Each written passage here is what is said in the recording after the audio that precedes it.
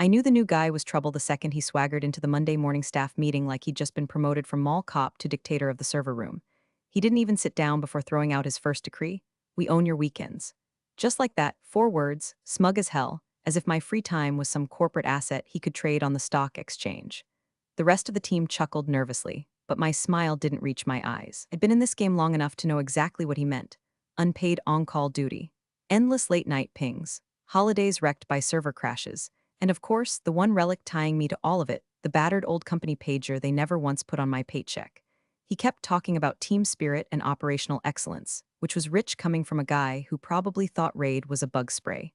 I nodded, taking notes I'd never look at again. While my brain replayed the last decade of weekends I'd given to this place: birthdays, barbecues, even my sister's wedding, all interrupted by that stupid pager's shrill beep. And now here was Captain Clipboard telling me it wasn't just expected, it was his right. I can't lie, that was the moment a little seed planted itself in the back of my mind. Not rage, not even spite, just the cold understanding that if they wanted to keep chaining me to this outdated brick of plastic, maybe one day I'd let the chain slip. The rest of the meeting was a blur of acronyms and buzzwords. He announced a streamlining initiative for our alert system, meaning, of course, not improving it, but cutting any budget that might make our lives easier. When I suggested we migrate from the pager-based alerts to a modern, redundant platform, he waved it off like I'd proposed buying a gold-plated coffee maker. "Legacy works fine," he said, leaning back in his chair like he'd just ended the debate. Legacy, his polite way of saying cheap and fragile. I kept my mouth shut, but I saved every single one of his dismissive emails. I had a whole folder of them: my proposals for critical infrastructure updates, his one-line rejections. If the system ever went down at the wrong moment, be no need for finger pointing. His name would already be on the smoking gun. Still, I played the good soldier. I trained the junior techs, patched the systems, and kept the duct tape solutions running because it was my reputation on the line, not his. But in the quiet moments, my eyes would drift to the pager clipped to my belt, scuffed edges, faded display, the faint smell of burnt plastic from the time it overheated during a summer outage. And I'd think, "You're mine." Not theirs, they'd never paid for it, never logged it as company property.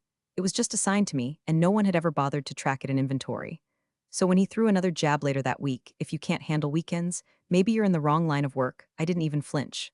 I just smiled, that same calm, quiet smile that hides the fact you're already halfway out the door.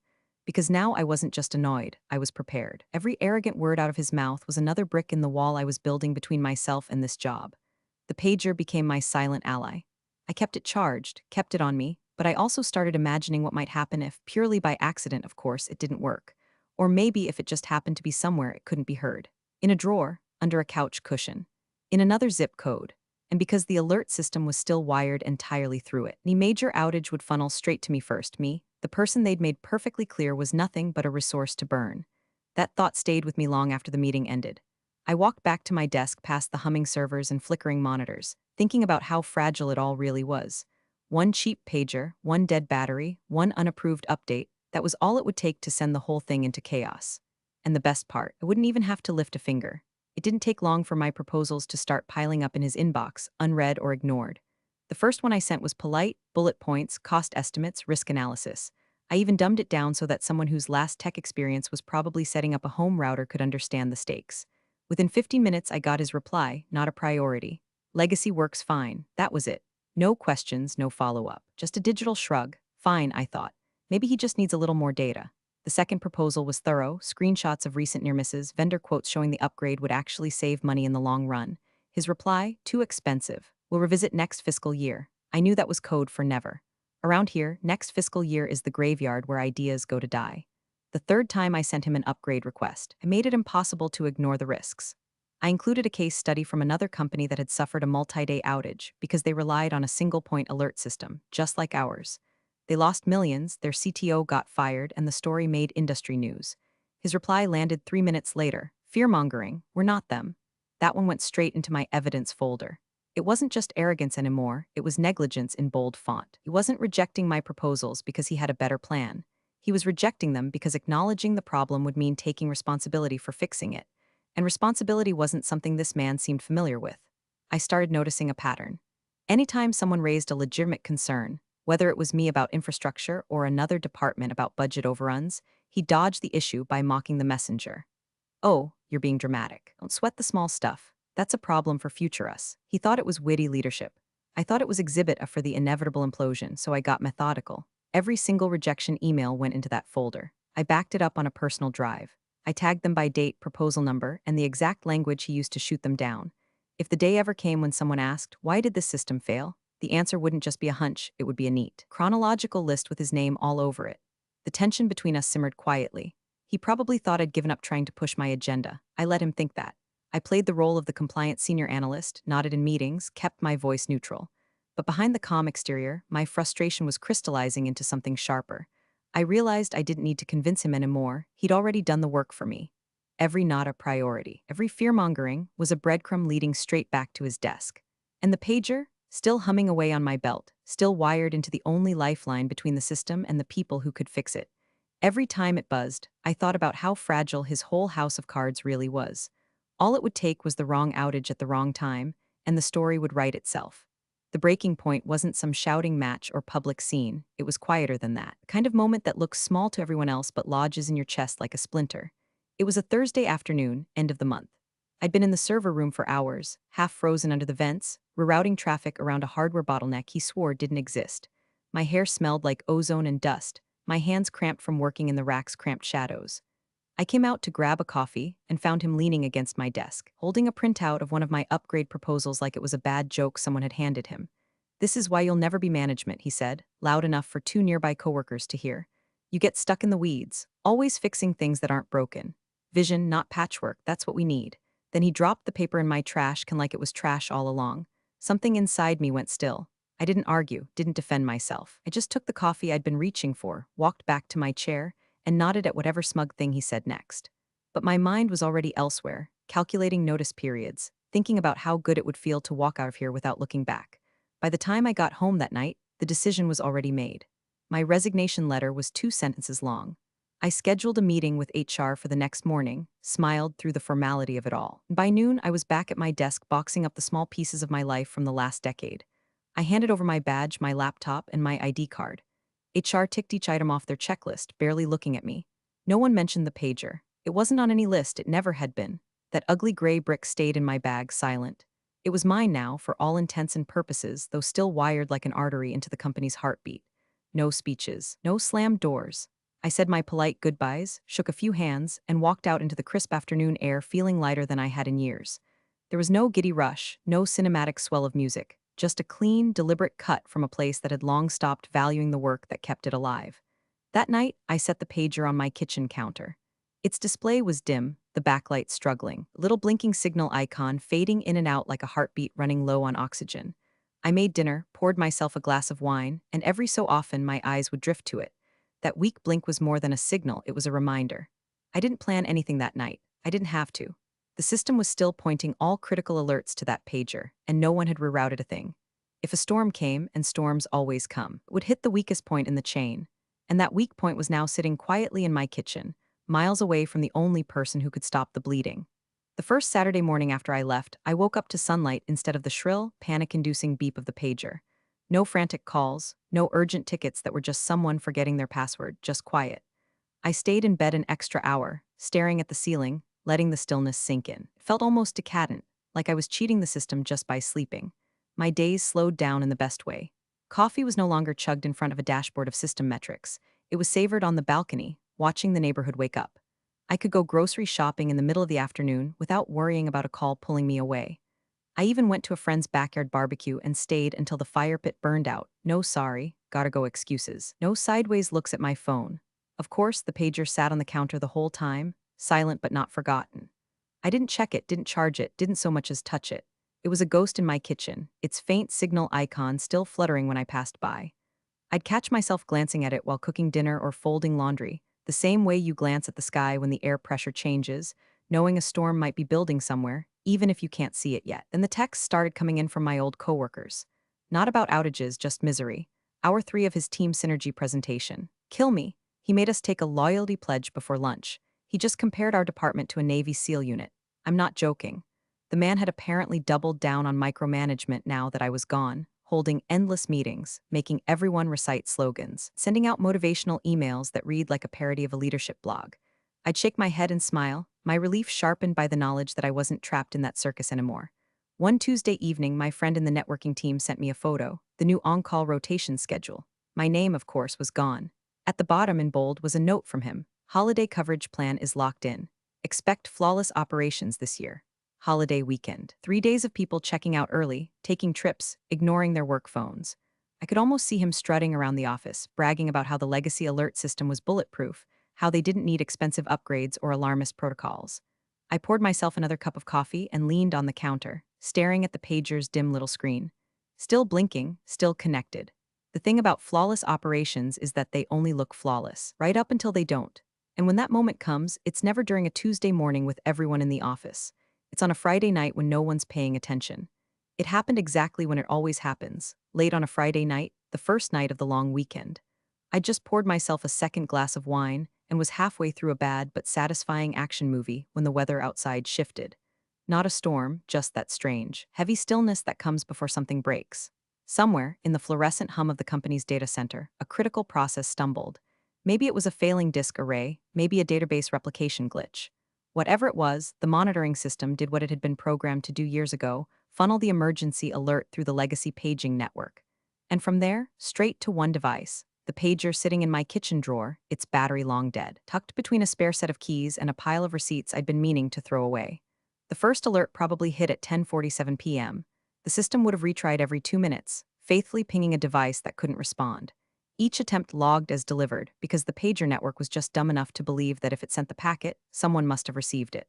On the company's end, the logs would show that an alert went out, and then nothing. No acknowledgement, no escalation, just a void. I didn't see any of this, of course. I didn't need to. I knew the chain by heart, and I knew exactly how it would fail. Instead, I sat there on my couch, sipping wine, watching a car chase on screen, my only conscious thought being whether I wanted popcorn. The pager's silence wasn't a surprise, it was the expected outcome. And knowing what that silence meant for them filled me with a kind of calm, almost meditative satisfaction. By the time their skeleton holiday staff realized something was wrong, the damage would already be multiplying. Without that first page alert, the initial fault wouldn't get triaged. Dependent services would keep running until they hit the same fault, and then fail in turn. What started as a manageable hiccup would snowball into something sprawling and ugly, the kind of outage that doesn't just affect internal systems, it spills over into customer-facing services. When they went looking for the source of the failure, they'd find the trail ending neatly at my old pager ID. They might even try to ping it directly, only to get the same dead-end result. In theory, they could have reprogrammed the alert routing months ago. In practice, that would have required approving the very infrastructure update my ex-manager had shot down in writing, multiple times. So I let the movie run. I let the wine warm in my glass. Somewhere across town, war room would be forming, people dragging themselves in from family dinners, staring at screens that showed them nothing useful. Every second they spent hunting ghosts was another second the system bled, and all I had to do to keep it going was exactly what I was already doing: nothing at all. By Saturday afternoon, the cracks weren't just in their walls, they were spilling into the street for everyone to see. The kind of outage you can hide from internal reports is one thing, but when your customer-facing systems start blinking out in broad daylight, there's nowhere left to hide. I didn't need insider dashboards to know it was happening. The first sign was a headline scrolling across my phone's newsfeed: Major Service Disruption at Company Name. The article was light on details, just a canned statement from their PR team about unforeseen technical issues and working diligently to resolve. That's corporate speak for we have no idea what's broken or how long it'll take. Then came the social media storm. Tweets from angry customers tagging the company, each one more brutal than the last, 3 hours down and counting. What am I paying for? Lost a $50K deal today because your service failed mid-demo. Moving my business elsewhere. No reliability, no trust. By early evening, I started hearing from the people still stuck inside. First, a text from Brian in networking. Been here since 2 a.m. No end in sight. Then from Mia in ops. 72 hours straight in the war room if this keeps up. Her follow-up an hour later was just a photo, rows of empty energy drink cans lined up on a desk, like some sad little monument to burnout. It wasn't that I wanted them to suffer. The people in the trenches weren't the ones who'd ignored every warning, every proposal. They were just the ones left to clean up the mess with duct tape and caffeine. But I also knew stepping in now, calling someone, offering help would only protect the man who'd created this disaster in the first place. And I wasn't in the business of throwing him lifelines. So I watched from a comfortable distance, the way you watch a storm you're not standing in. Detached, calm, almost curious about how far it would spread. It's a strange kind of freedom, knowing you hold a missing piece of the puzzle and choosing not to move it into place. Not out of cruelty, just out of principle. By nightfall, more headlines were popping up, each more pointed than the last. Analysts were speculating about financial losses. Industry forums were buzzing with threads about their catastrophic vulnerability and lack of redundancy. It was all the stuff I'd warned about, now playing out in real time for anyone with an internet connection. Meanwhile, the pager in my drawer was as quiet as ever. No new messages, no change to its faint, lifeless screen. It was almost poetic, their critical alert lifeline reduced to a dead battery in the dark, while the rest of the company burned overtime trying to make sense of a problem they'd built themselves. And me, I made dinner, watched another movie, slept through the night without a single interruption. Whatever was going on in that war room, it wasn't my fight anymore. By Monday night, the lights finally flickered back on in their corner of the digital world. Whatever jury-rigged patch they'd slapped together held just long enough to bring systems online again. The public-facing services sputtered back into existence, but not before the damage calcified into something permanent. Contracts dissolved mid-outage, SLA penalties triggered automatically, and clients who'd been loyal for years publicly declaring they were moving on. I didn't need an official statement to know the numbers were bad. The scale of the outage alone was enough to tell me they'd bled millions in both revenue and credibility. For big accounts, downtime isn't just an inconvenience, it's a breach of trust. And breaches like that don't heal with a simple apology. By Tuesday morning, I was sipping coffee at my kitchen counter when I got a text from Mia. CEO just ordered a full post-mortem. All hands, you'd love this. I smiled into my mug. Of course he had. The bigger the disaster, the more the higher-ups want a narrative that explains it neatly, preferably one that ends with a single neck to wring. What they'd find wasn't going to be subtle. Somewhere in that maze of logs and timelines, they'd stumble across the routing configuration for the alert system. They'd see exactly where every critical notification had gone during those crucial first hours. And right next to that, they'd see the paper trail. I upgrade proposals, timestamped and detailed, each one explicitly warning about the danger of a single-point alert failure. And then the piece de resistance, his replies. Short, dismissive, documented, not a priority, too expensive, fear-mongering. A greatest hits album of arrogance, all preserved in their own email archive. The thing about a postmortem is that it doesn't care about charm or politics. It's a forensic exercise. It's about cause and effect, decision and consequence. And decisions leave footprints. I imagine them pulling those emails into the report, the investigation team's faces tightening as they realized how easy it would have been to prevent the entire outage. No heroics required, just a few approvals, a budget line item, and maybe the humility to listen to someone who actually understood the systems. I wasn't giddy, exactly. This wasn't the thrill of winning a game, it was the slow, inevitable satisfaction of watching a story reach the ending you knew it was always headed toward. There was no doubt in my mind what the final report would say, and no doubt whose name would be anchored to the conclusion. Somewhere in the company's polished glass conference room, they were probably still piecing it together, hunting for the moment where everything went wrong. I could have told them the exact day, down to the minute. It was the same moment he'd laughed in that first meeting and told me they owned my weekends. The pager stayed in its drawer, dark and silent, as if it had already played its part and was content to rest. I left it there, untouched, letting them connect the dots at their own pace. After all, the truth didn't need me to push it. It was already wired into their system. The report landed on the boardroom table like a dropped anvil. Not the glossy, bullet-pointed kind executives like to skim. This was the raw, black and white kind with log extracts, email timestamps, and diagrams so detailed they might as well have been autopsy photos. The room was quiet except for the occasional rustle of paper and the dull hum of the ceiling vents. Halfway down page 14, nestled between escalation timelines and service impact charts, was the sentence that mattered. Primary contributing factor, lack of approved infrastructure updates. And right there in parenthesis, the rejection date followed by his name. No team phrasing, no shared accountability, just him. It wasn't an accusation. It didn't have to be. The report's language was clinical, almost detached. But in a setting like that, detachment makes the impact worse. It strips away the politics, the excuses, the narrative spin. All that's left is the fact. He was the person who received multiple documented warnings, and he was the one who shut them down. The weight of that line was enough to shift the air in the room. You could almost hear the mental math as the board members connected the numbers in the financial loss column to the sentence in front of them. Millions gone, clients gone, reputation gone, all because a decision that would have cost less than a single annual bonus never got made. From what I heard later, the CEO didn't launch into a tirade or ask for explanations. He didn't need to. He just closed the report, rested his hands on it, and fixed his gaze on the man across the table. No blinking, no softening. Just that slow, deliberate stillness of someone who already knows the verdict but hasn't said it out loud yet. Around them, the rest of the board shifted uncomfortably in their seats. A few avoided eye contact with him. Others glanced down at their copies, as if maybe rereading the sentence would make it change. It didn't. For me, hearing about it secondhand, there was no rush of adrenaline, no gleeful cackle. Just a sharper, more distilled kind of satisfaction, the kind that comes when justice isn't dressed up in fireworks, but handed down plainly, in a single undeniable fact. That line in the report was the exact moment the stakes hit their peak.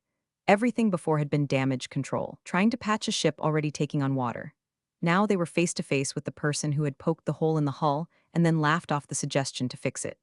The pager stayed in its drawer that day, still and silent, like a relic from another life. But I knew without looking that somewhere across town, in that glass-walled room, its ghost was in the air, every beep it never made echoing in the pause between the CEO's stare and whatever came next. The silence in that boardroom was the kind you could feel in your teeth, thick, oppressive, with every breath measured. Chairs stopped creaking. Pens stopped moving. Even the air vents seemed to hush. Then the CEO, without breaking his stare, flipped back to page 14, placed a single finger on the damning sentence, and read it out loud. Primary contributing factor. Lack of approved infrastructure updates, he said, his tone as flat as the table beneath the report. And then, for the benefit of anyone who'd somehow missed it, he read the name attached. The paper rustled as he set it down, the sound sharp in the stillness. No one dared to fill the pause, not with a cough, not with a shuffle, not with a platitude about lessons learned. The CEO leaned back slightly, hands folded in front of him, and delivered the verdict like a closing door. You're done here, no raised voice, no theatrics, just the kind of finality that doesn't leave space for rebuttal. It wasn't an invitation to resign. It was a sentence already carried out. The manager's face drained of color. For once, he didn't have a smirk or a quip or a deflection. He gathered his papers without looking up, slid them into his bag with mechanical precision, and stood. His chair rolled back a few inches, its wheels squeaking in the dead quiet.